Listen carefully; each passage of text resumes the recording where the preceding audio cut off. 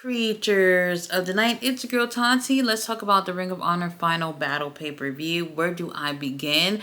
First of all, for anybody who wants to watch along with me, I apologize for screaming. I apologize for screaming. So much was going on in this pay-per-view where at times I forgot that I was even in front of a fucking camera. This was a very interesting show.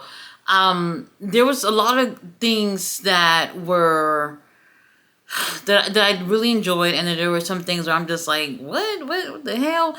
Y'all know I don't really care too much to go over the paper the pre-show, but I do want to mention that for the pre-show, what was interesting to me was that the infantry went against the kingdom, and the last time that they went against each other, the kingdom was champions, and they had Wardlow to interfere, helping them retain the titles. But this time, the infantry, they had Shane Taylor and Trisha Dora, who were ringside, who were cheating the whole match to help them take the win.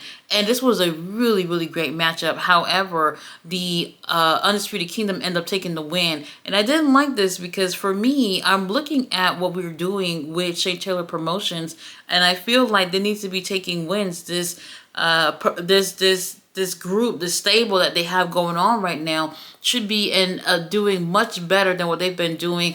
And honestly, I wasn't happy with that. The only other thing I want to mention from the pre-show was the Gates of Agony going against Lee J, which is Lee Johnson and EJ Nduka. This was another really great matchup. For me, I wish things had played out in terms of a story with all four of these guys. We've only just had about 2 weeks of them kind of beefing with each other, and then they put this match on at the pre-show. We did have the Gates of Agony taking the win, and Lee Johnson and EJ Nduka, they were shaking hands with the Gates of Agony. They hugged, they rose their hands up and everything, and then they attacked the Gates of Agony, which really surprised me. So I guess now they're heels. And to be honest with you, I did not know that the Gates of Agony were baby faces at any point. But whatever. Really great match in terms of a pre-show. I think something like this should have been on the main card. Now let's get into the main card. Atlanta Jr. versus Mansoor. It felt very random. Now Mansoor has been doing a couple of appearances in CMLL. I don't know if he had any run-ins with Atlantis Jr. while he was over there, but they put this match up. Mansoor, he is a talented wrestler, and yes, he normally does a tag thing with Mason, who was ringside and more thinking about fashion than anything else. But he did a really great job against Atlantis Jr. Now, to make things even more interesting, who was under the ring throughout this match was Danhausen. Danhausen came out, and I was shocked. Okay, this is that's the first time I screamed on the whole damn stream, and I was very surprised to see him. Y'all already know he's been in the company for quite some time, and they've never done really anything with him. And people have been talking about where the fuck is Danhausen? Y'all selling new Danhausen shirts twice a week, and then all of a sudden, we never get a chance to see him. So finally he did something. He ended up helping Atlantis Jr. Taking the win here. So, I mean, did I care too much for all this interference or whatever? Not really, but I was happy to see Danhausen. Atlantis Jr. ends up taking the win and then cursing Mason after the match and putting teeth down his throat. So that's not a good thing. Now, our second match, we had Shibata versus Tommy Billis, and Lord have mercy. Tommy, oh Lord. My only complaint with this was that it was too short. Too short. The chemistry between the two of them, amazing. I love the technical style. Y'all know how I am. I absolutely adore just seeing two men get in the ring and just getting on that mat and putting each other in holds. And oh man, I'm just in heaven. But it was just too short. It felt like somebody from the back just said, wrap this up. We got other things to do tonight. And honestly, we can run it back. We can run it back with Shibata and Tommy at some point. Shibata ends up taking the win with a sleeper, and I felt like Tommy ended up tapping too quick. Like the sleeper was barely on for not even, maybe slightly over 5 seconds when Tommy ended up tapping, which really surprised me because I thought it was quick. The match was too quick for me, but I thought it was really, really great for what we got from these two. After this, Jay Lethal went against QT Marshall. We had both of these guys coming out. QT is giving NWO Randy Savage, and then we have Jay Lethal, who's giving Black Machismo in terms of their gear and whatnot. It was cute, whatever. There's too much going on. The first half of this match, Karen Jarrett was out there. Sanjay Dutt was out there. Aaron Solo was out there. Somebody else was out there. I don't know what that lady name was. And just interference after interference. Even fucking Sanjay put Aaron Solo in a figure four. Now, if people are putting people on a figure four and the audience is not wooing, this is not good. And I'm gonna say this, for New York, they were very quiet. I could not believe it. That was one of the things that was really off-putting to me, was that we're in New York and we're quiet as hell. I cannot believe that. Something about that kind of put a dark cloud over the show for me.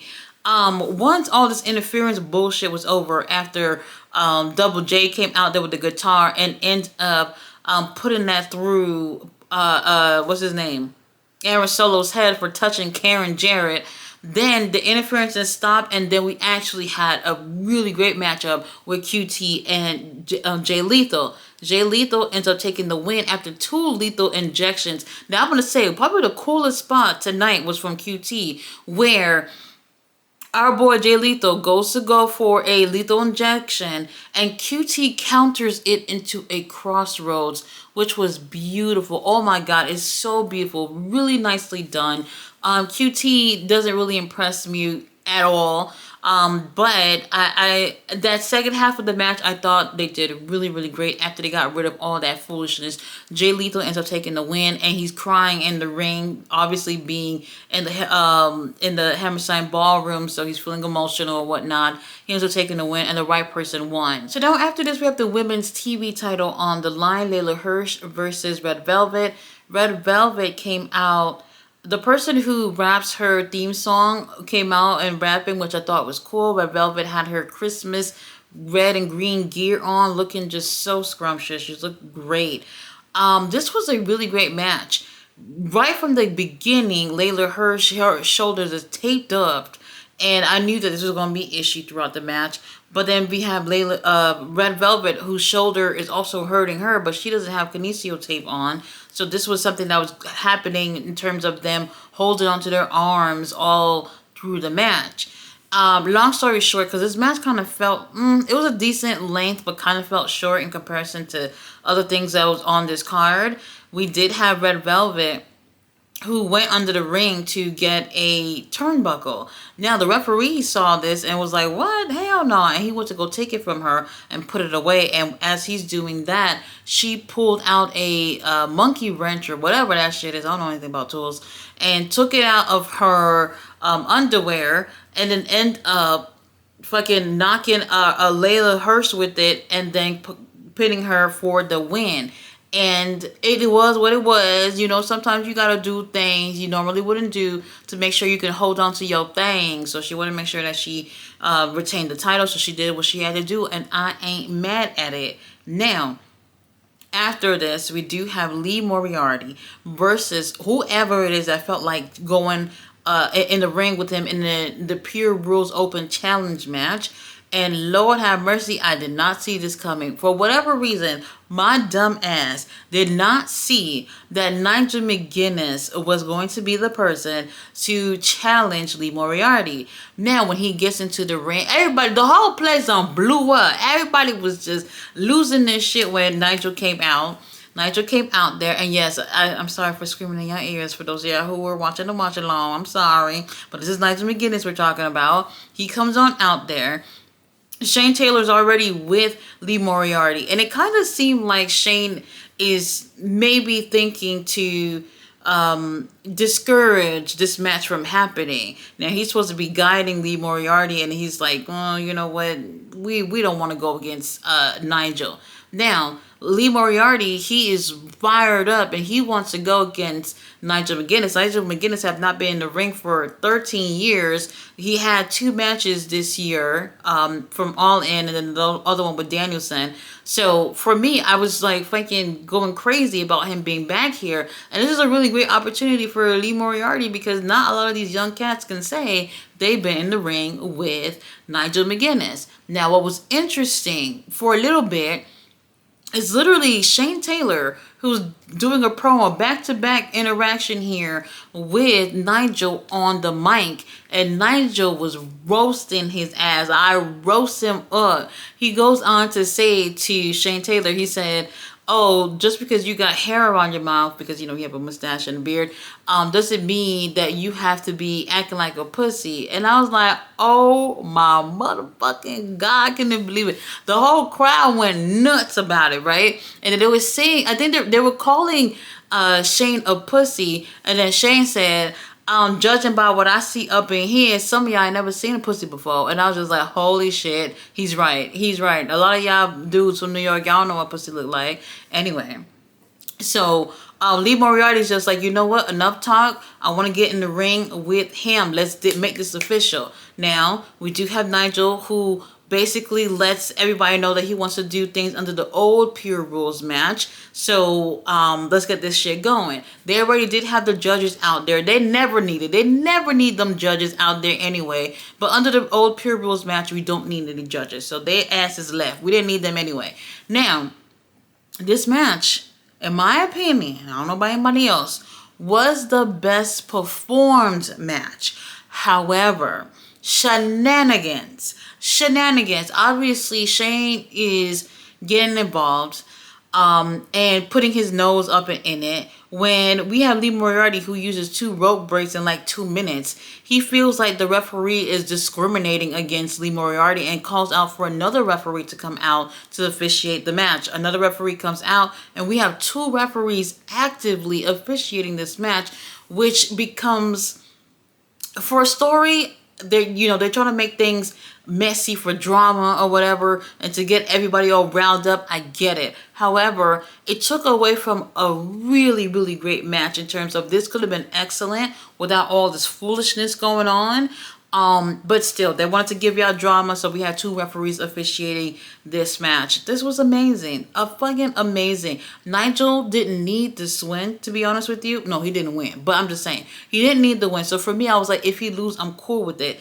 Lee Moriarty needed this, especially for representing STP. This was something that they needed in terms of a win. They already took an L earlier in the night with the infantry. So I was just like, you know what? Whatever happens here, I'm cool with it. However, Lee Moriarty needed it more. Lee Moriarty ends up putting him in a Border City stretch.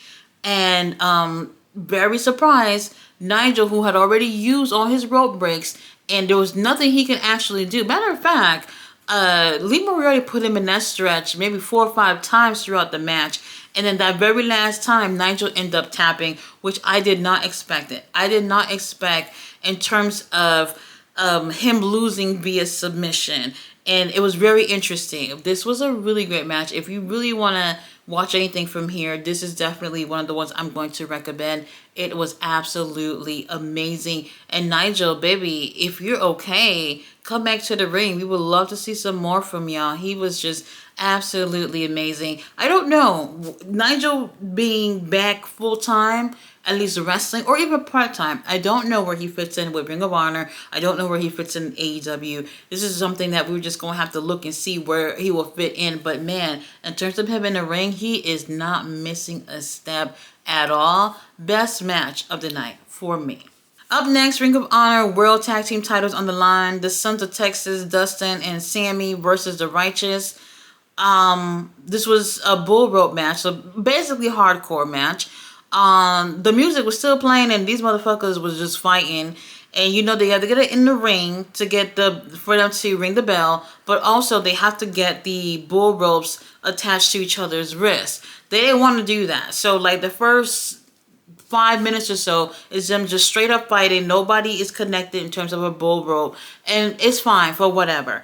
Once they finally do get everybody with the bull rub, Dustin is with Dutch and then Vincent is with Sammy. And it actually was a great match. We had baby ladders. Sammy doing the most for no reason. Sammy is kind of like Darby in a way, especially at pay-per-views. He is willing to put his life on the line at these pay-per-views, and sometimes it's just like it's not needed for you to be doing all that. So I don't know. Still a great match. However, the Sons of Texas retained, and for me, I wish that wasn't the case. This was an opportunity to just fucking move on, and they didn't do that. The Righteous look like fucking stars in this match. I enjoyed them. They had that psychology playing throughout the whole match. And that's something that a lot of wrestlers don't do. They have these characters that we kind of know nothing about. And this is time for the company to explore who the Righteous are and what they can do. And this was one of those opportunities where it was just like, they should have won the titles. And for me, I was really disappointed in that, but it was still a great match. Speaking of great matches, we had the Ring of Honor TV title on the line in the survival of the fittest match. 6 men, including the champion. We have Brian Cage versus Willie Mack versus Mark Davis versus Commander versus AR Fox versus Christian Blake. Oh my motherfucking God. This is the match that had me screaming throughout the whole motherfucking thing. So like I said, I'm sorry for anybody ears that probably was bleeding out from listening to me earlier today. Holy shit, this was very intense. Very intense. I think everybody did a really great job here. It was very interesting. Now, when the match started, one of the first thing I said was it would be interesting if Brian Cage were to be eliminated, and then once he's eliminated, we know that it's just gonna be whoever else is in the ring, new champion, regardless. Brian Cage had eliminated 2 people. And Mark Davis was like the MVP of that match. Like, for real. He was the MVP of that match. Willie Mack was killing it. All the meaty men was really putting in a lot of work. And then, Commander was there. He was there. For what reason? I don't know. Why was Commander there? Why is it that when people are participating in the Continental Classic, Tony Khan feel like the Latinos have to be doing more? You know what? That's kind of sound a little racist that I said that. For real, because Commander is doing other matches outside of Continental Classic, and Beast Martos is also doing other matches out of the Continental Classic, and everyone else is simply doing the Continental Classic. So I don't know what that is about, but whatever. Like I said, Commander was there. Everybody did a great job. And even after Brian eliminates 2 people, he ends up getting eliminated his damn self. Now, like I said, Mark Davis was the MVP of this match, but he got eliminated by Blake Christian. And everybody and their mama was booing the fuck out of Blake because they got rid of Mark Davis, who was doing such an excellent job. And at that point, I think people wanted to see him win, but that's not what we had in mind. So for like a good 5 minutes or so, it's Blake Christian versus Commander at the end. And then Commander gonna go over there and do a fucking 619. And then he gonna do his little shooting star press from the top rope thing that he always do for the win. For the win. I was not happy about this at all. Not happy about this at all. And it's not that I don't like Commander. For me, I'm just like timing. Commander's in the Continental Classic taking nothing but L's. Even before the Continental Classic, he was taking nothing but L's. And then he's winning a championship? What are we doing? I could not believe it.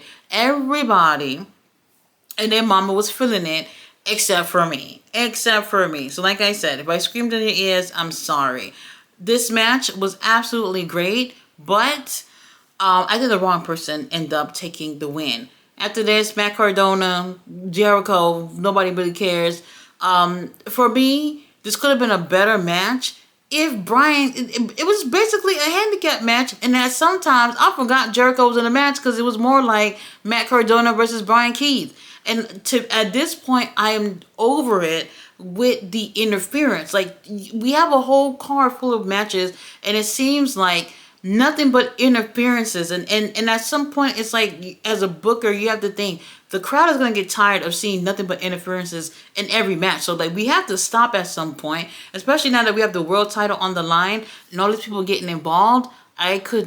Something about it, I was over. I figured that Chris Jericho was going to take the win since Brian Keith was basically wrestling for him anyway. Big Bill and them came out there. And after the match, they went to attack Matt Cardona. And guess who came out? Bandito. Did I mark out when Bandito came out? Yes. But then Bandito hurt himself getting into the ring. And then he really couldn't do much because he was hurt. So you can tell they kind of wrapped up that little ending because of that. And yes, for those of you who don't know, Bandito was a former Ring of Honor World Champion. So in a sense, I could understand why he came out there for that. However, they've been consistently putting him on his vignettes and everything on Dynamite, maybe Collision, I don't remember, whatever. They've been consistently on AEW. Never seen anything about him on Ring of Honor as of late, since they announced that he was returning. And then all of a sudden, he returned on Ring of Honor to go and have a little thing with Chris Jericho. Something about that felt so weird. It feels really weird. And then, he got hurt and everything, so I don't know what that was about. Nobody even asked Tony Khan about it at the scrum. Tony Khan probably came in that room and said, look, don't ask me nothing about Bandito. Whatever happened with Bandito earlier tonight, don't ask me nothing. So that's probably what ended up happening. For whatever reason, I don't know. That right there killed the whole vibe for me before going into the main event. I don't know. I don't know. Whatever's going on with Bandito, I hope it's not anything that's going to put him out for a little bit. It was unfortunate, but I really do feel like him returning at Final Battle was a mistake. Absolute mistake. Ring of Honor Women's title on the line. Billy Starks versus Athena. And there were signs saying if Billy loses, we riot. And I was like, well, get ready. Get ready to riot. I want to say this. I support women's wrestling, and I believe women can do what men can do. With that being said, Billy Starks does not perform well enough in the ring to take that title off of Athena at all. And I'm watching this and I'm just like, I'm putting anything that I ever thought about Billy Starks aside. I'm going to judge you based on what you're doing right here, right now. Billy Starks came out there with a robe, a wrinkled ass robe. You mean to tell me that you walk past the whole motherfucking roster and nobody say, go get an Iron Girl? Nobody?